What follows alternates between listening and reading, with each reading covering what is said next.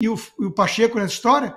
O Pacheco representando o maior cúmplice do arbítrio supremo para impedir que o mecanismo constitucional de freios e contrapesos funcione. Bom, mudando de assunto, vamos falar sobre o Supremo Tribunal Federal. E olha, uma fala do ministro Dias Toffoli que está repercutindo muito. Toffoli afirmou que as decisões de processos da Operação Lava Jato foram corretas, defendeu as decisões que ele vem tomando, anulando, por exemplo, o que se relaciona à Odebrecht, mas afirmou que faz tudo isso com muita tristeza. Toffoli argumentou que as anulações são necessárias para corrigir erros processuais e garantir o devido processo legal, mesmo que isso signifique a libertação de pessoas condenadas. Silvio Navarro, começar contigo nessa. O que achou, Silvio, dessa tentativa de explicação do ministro, dizendo que faz tudo isso, mas muito triste? Brown, olha, eu não gosto muito de adjetivar, mas cabe de tudo aí nessa fala do Dias Toffoli. Isso é assinte, é desrespeitoso, é hipócrita, dá para fazer uma lista gigantesca. E tudo isso olhando para a cara, olhando para os olhos dos pagadores de impostos. O ministro Dias Toffoli é uma espécie de coveiro da Lava Jato. Ele terminou o serviço que o Ricardo Lewandowski começou. Eles pegaram a tal da operação spoofing, que eram aquelas conversas entre os procuradores de Curitiba e o então juiz Sérgio Moro, obtidas por meio de hackeamento, fruto de crime, não houve a devida perícia, sequer a devida defesa foi aberta à época. O Supremo toma isso com valor de fato, incorpora isso nos processos da Lava Jato e concede acesso aos advogados milionários, às bancas, para que a árvore inteira esteja envenenada. Olha, tudo que remete à Lava Jato, inclusive operações outras que de alguma forma podem ter cruzado com a Lava Jato, a Zelotes, por exemplo, corria no Distrito Federal, tem a Greenfield, outras operações são todas anuladas por causa da operação spoofing. E o Dias Toffoli lá na frente termina de jogar a pá de cal quando ele anula acordos de leniência milionários, confissão de culpa, né? Pedido de clemência de empresas, ele anula tudo, devolve dinheiro para bandido e, vamos lembrar, ele, de alguma forma, é citado em tudo isso. Quando o Marcelo Odebrecht, durante um dos depoimentos, fala em amigo do amigo de meu pai, até o sotaque. Era da Odebrecht que se falava ali, era do Lula e era do Toffoli. Então, o Toffoli, que foi advogado-geral da União, que foi advogado do PT, que é ligado ao Zé Dirceu e que está no Supremo Tribunal Federal sem ter sido aprovado num concurso para juiz.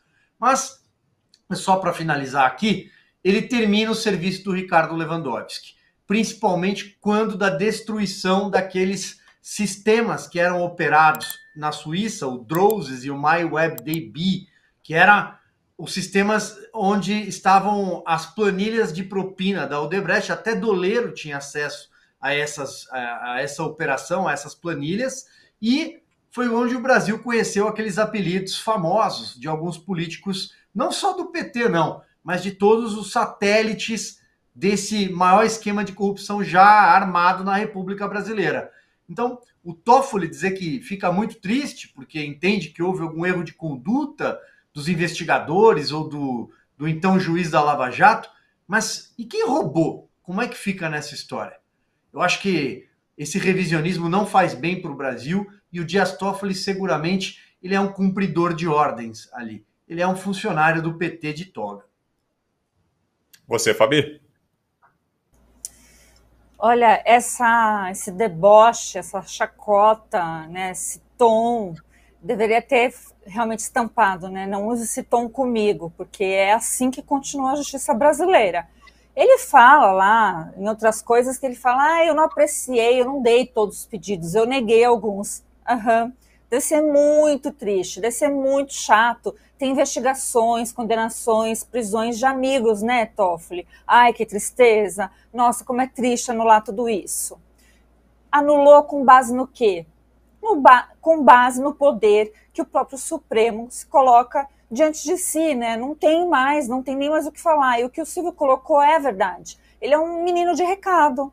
Ele é um menino que faz a coisa. A gente precisa lembrar que outro processo que incomoda muita gente, assim como a morte da Lava Jato, é também a instauração daqueles inquéritos foi feito por quem?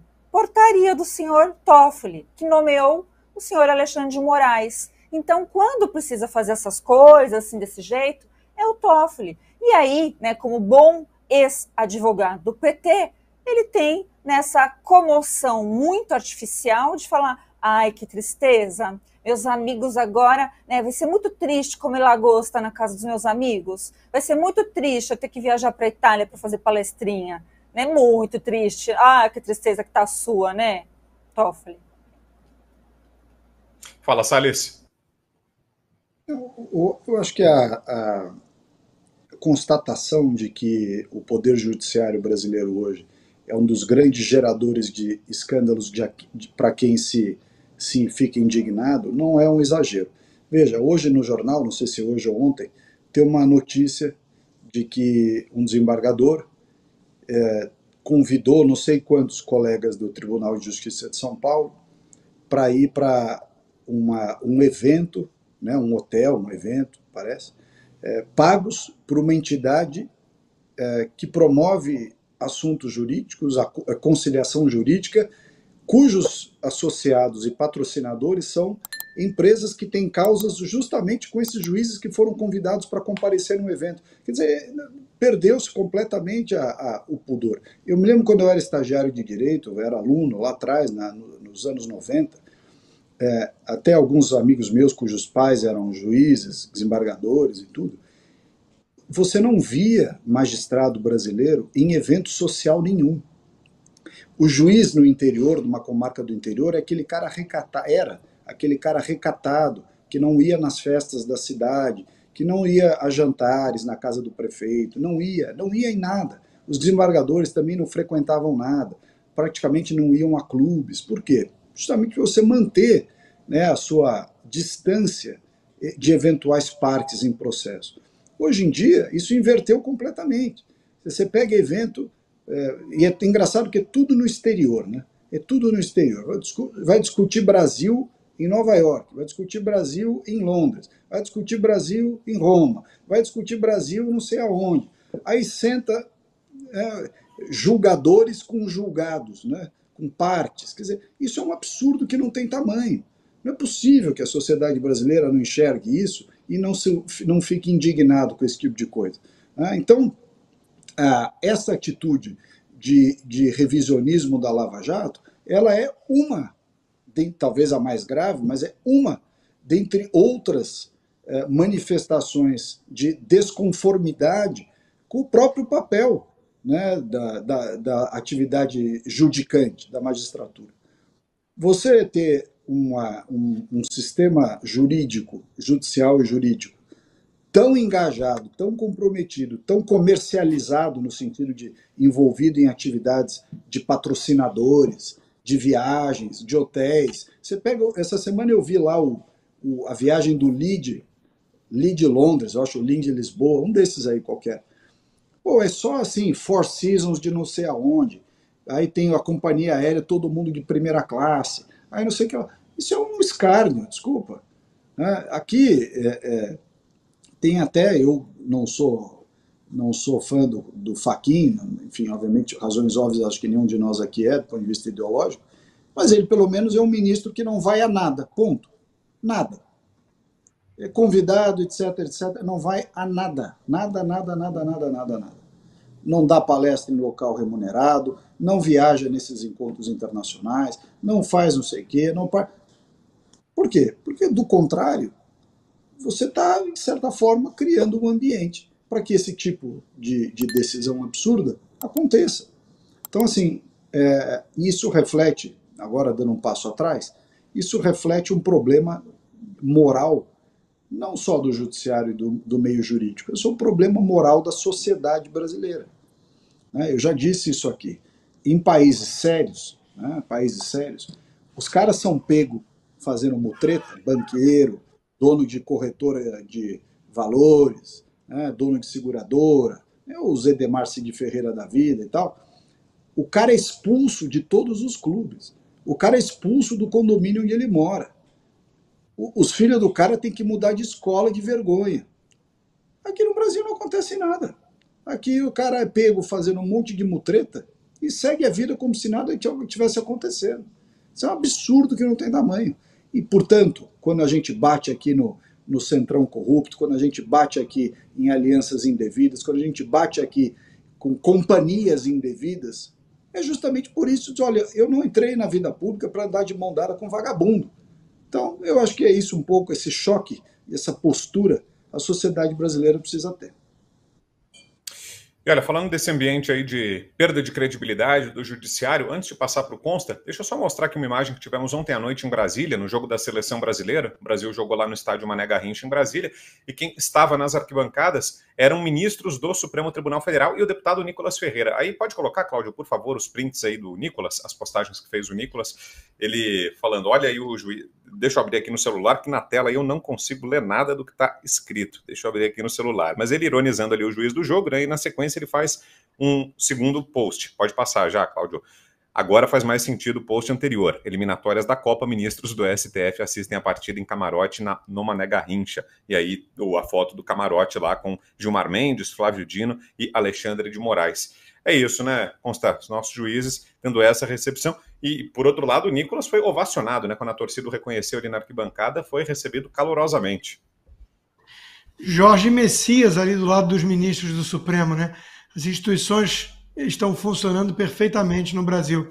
Eu senti muita falta, confesso, de uma vaia estrondosa do Mané Garrincha para esses ministros. Eu acho que o efeito espiral do medo já está muito grande, né? Porque se até parlamentares com imunidade, com artigo 53, são alvo de inquérito, qualquer um tem medo ali de puxar uma vaia, todo mundo vai lá e os jagunços do Supremo pegarem meia dúzia de 20 ou 30 ali para servir de bode expiatório e condenar a 14 anos de prisão. Depois pedir à Interpol a extradição, né? Aí esbarra em instituição mais séria. Aí a Interpol vira e fala, não, cadê o crime? Né? Então, o Brasil está na mão desse pessoal. Sobre o que vocês discutiram ainda agora, né, do Toffoli, eu queria lembrar, além do que foi dito, que todo mundo sabe que ele é meio garoto de recados, mas que quando ele não faz direitinho o que foi mandado ele fazer, ele aparece, às vezes, misteriosamente com um rasgo na testa. Ele tropeça. Então, esse é o Brasil, né? O Merval Pereira, tucano da Globo News, disse: no final das contas, você teve o maior escândalo de corrupção que já se teve notícia no Brasil. E se anulou tudo, como se não tivesse acontecido nada, que é o ponto do Salles agora, né? O Sérgio Cabral vira influencer, vai sambar, dá entrevista, chora. Eu estou com as contas bancárias congeladas, passaporte cancelado, e sob censura prévia, não posso falar na praça pública do Brasil há 2 anos quase. Então esse é o Brasil, gente. Uma solução que não contempla a sociedade, diz Merval Pereira. Pois é, mas quem liga para o povo? Quem liga para o Brasil? Não os donos do poder.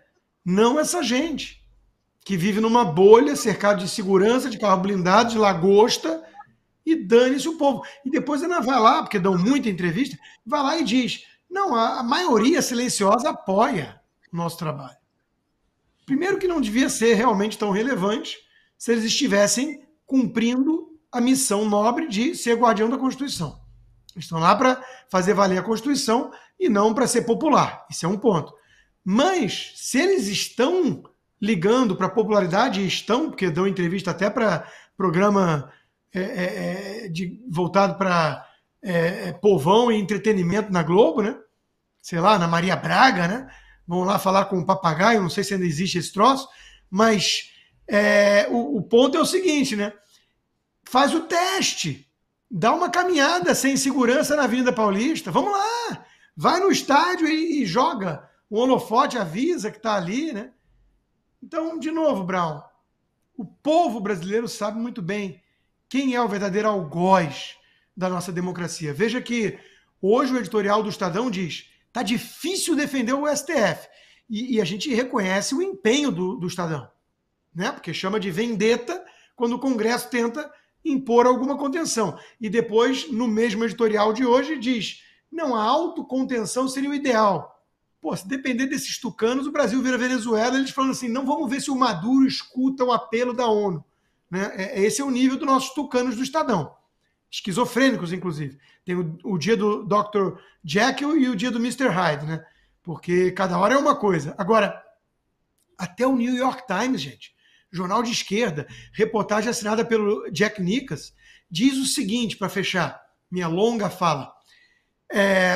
A esquerda diz que o STF salvou a democracia. A direita diz que o STF virou a maior ameaça à democracia. Talvez ambos estejam certos.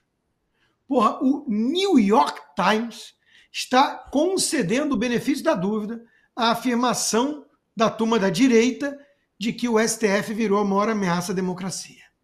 Durma com um barulho desses. E o Pacheco nessa história? O Pacheco representando o maior cúmplice do arbítrio supremo para impedir que o mecanismo constitucional de freios e contrapesos funcione. E antes de passar, Fabi, vamos só mostrar, eu falei aqui do deputado Nicolas sendo recebido com carinho pelo público lá nas arquibancadas do Mané Garrincha. A gente tem um vídeo aqui, vamos ver.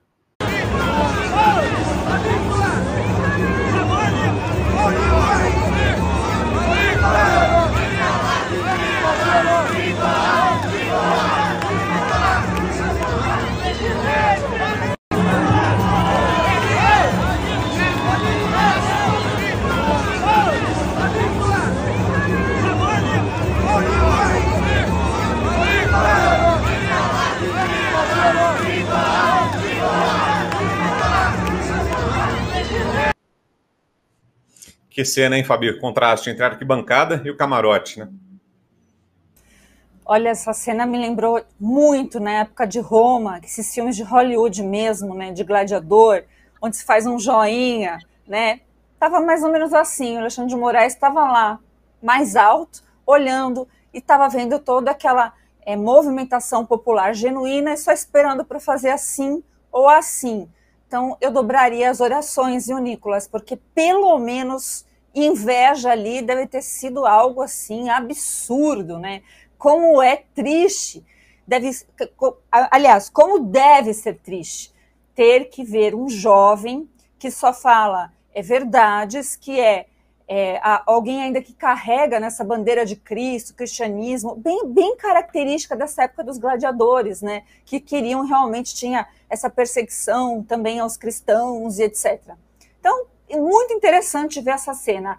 A voz do povo é a voz de Deus. Só que no Brasil, consta, ninguém teria coragem de xingar aqueles ministros, com aquele time todo, sabendo que o AGU, em uma canetada, sem se importar com lei, ele abre inquéritos, fecha inquéritos, manda, né, Polícia Federal, assim como o ministro também.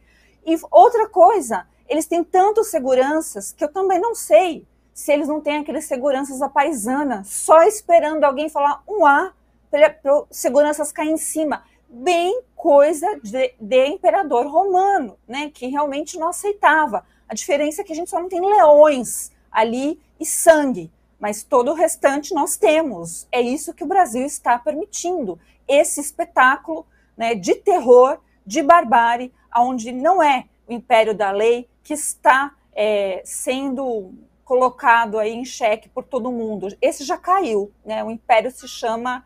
Não vou falar o nome porque eu também não sou tonta, né? Mas vocês sabem. Ô, Salles, e será que os ministros sentem isso? Eles se constrangem com essa pressão popular, dá para dizer, né? Com esse incômodo das pessoas, esse fato de que eles não podem circular livremente por qualquer lugar sem segurança, por risco de terem que ouvir verdade, serem confrontados. Será que isso pesa de alguma forma, Salles? Não tem dúvida, Brau. Eu estava no estádio também, só que veja como Deus é bom comigo, né? Eu tinha ganho duas cadeiras para estar nesse camarote, os deputados ganharam, né? Mas como eu levei a minha mulher e as crianças, eu pedi para trocar os 2 assentos do camarote por algumas cadeiras ali, como fora do camarote. Então eu estava lá no meio do povão, ali perto daquele pessoal que estava gritando por Nicolas, só que do outro lado do estádio. Eu entrei, cumprimentei um monte de gente reconheceu, pediu para tirar foto, falou, ei, tal, Sérgio, blá, blá. Essa turma não faz isso, mas nem a pau. Esses caras não entram num estádio com mulher, filho de mão dada, cara lavada, sozinho, de jeito nenhum.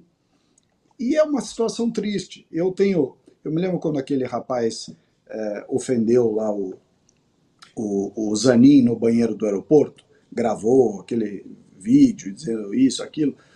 Eu acho isso ruim, por um lado. Acho que as autoridades, eu já disse isso aqui no programa, eu acho que as autoridades, por serem autoridades, têm que ser respeitadas, mas para também ser respeitado, você tem que se dar o respeito. Então, é uma coisa recíproca, né? Você adota uma atitude de respeitabilidade e as pessoas, por outro lado, têm a obrigação de respeitar uma autoridade que estava lá, que foi aquele absurdo da história do Zanin no banheiro do aeroporto. Eu posso falar de minha parte tranquilamente. Hoje mesmo no aeroporto, um monte de gente para no avião para tirar foto, isso, aquilo. Tem uns que xingam, passa às vezes uns petistas, falam, isso aqui é da boiada. Eu também, como eu sou uma pessoa que sou muito delicado, já mando a merda mesmo e pronto, acabou.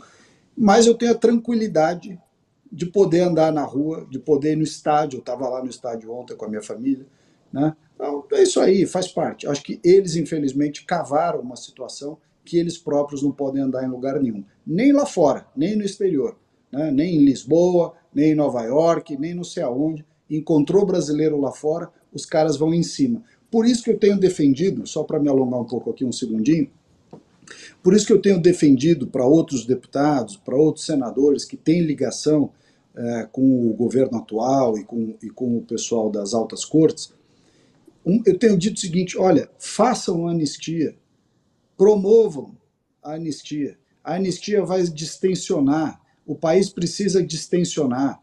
Vocês não ganham nada fazendo esse tipo de coisa. Isso tornou a vida dos ministros um inferno, transformou a vida dessas pessoas perseguidas e das suas famílias num outro inferno, um esgarçamento social tremendo, e o Brasil, na sua história, desde a época do Império até 64, ele tem momentos de tensão seguidos de uma anistia, uma pacificação. E esse pessoal não está tendo a altivez, a grandeza de promover a pacificação. Quem tem que promover a pacificação é quem tem mais poder, é quem tá com a caneta, né? E eles não estão querendo fazer isso, e está havendo cada vez mais um esgarçamento social no país. Então, enfim, mas é o sentimento que eu acho que impera nesse momento.